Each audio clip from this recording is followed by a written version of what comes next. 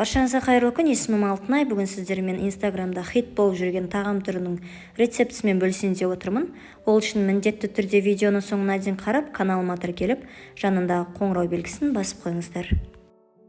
Алдымен ыдысқа 200 грамм суды құйып, оның үстіне бір жұмыртқаны және тұзды салып, жақсылап араластырып аламыз. Және аздаған ұнды салып, венчиктің көмегімен бірінші араластырып аламыз. Содан соң қолымыздың көмегімен жұмсақ етіп қамыр илеп алатын боламыз.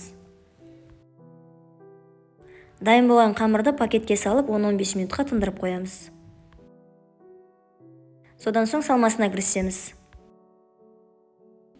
Алдымен тазартылған картопты бірнеше бөліктерге бөліп, тура видеода көрсетілгендей етіп, ұзынша, яғни соломка түрінде турап аламыз.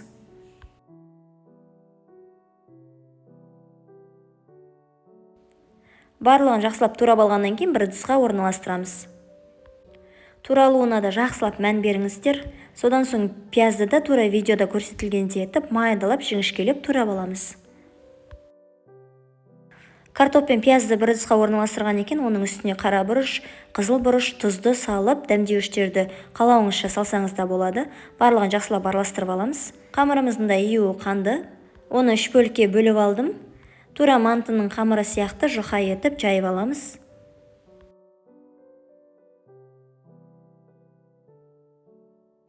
Қамырды мантының көлемінен кішкене үлкенірек қылып, ортасына салмасын салып, жақсылап шет-шетін бекітіп шығамыз. Сіздерге де осы тағамды жасап көруге кеңес беремін, себебі бір жасағаннан-ақ өте қатты ұнады. Ас мәзірімізге кішкене өзгерістер енгізейік деп бүгін жасап көрген болатынмын. Отбасыма да ұнады. Барлығын жасап болғаннан кейін осылай мантабаркеге орналастырамыз. Астына міндетті түрде май жағыңыздар.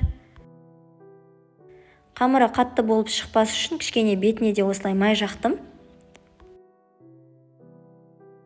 Және оны қатты отта 30 минутқа пісіруге қойдым. Енді соусын дайындауға кірісем, сол үшін қызып тұрған табаға сары майды салдым, және оның үстіне пиязды салып 2 минутқа қуырып алдым.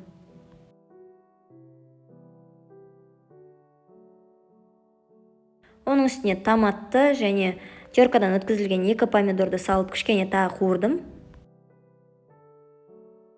Оның үстіне 4-1 бөліктегі тұзды, 2 ас қасық шекерді, 400 грамм суды құйып 5 минутқа қайнатып алдым. Соус та тамақ та дайын болды. Тура осылай видеода көрсетілгендей етіп жасаңыздар.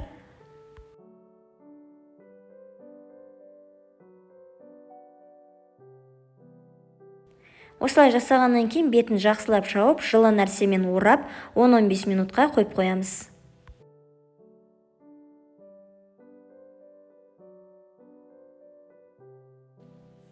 Тағамымыз дайын болды. Оны тарелкаға салып, бетіне өздеріңіздің қалағандарыңызша укроп немесе пияз салып ұсынсаңыздар болады. Дәмі өте керемет болып шығады екен. Барлықтарыңызға ас болсын. Егер де рецепт ұнап жатса, каналыма тіркеліп, лайк басып, комментарий қалдыра кетіңіздер.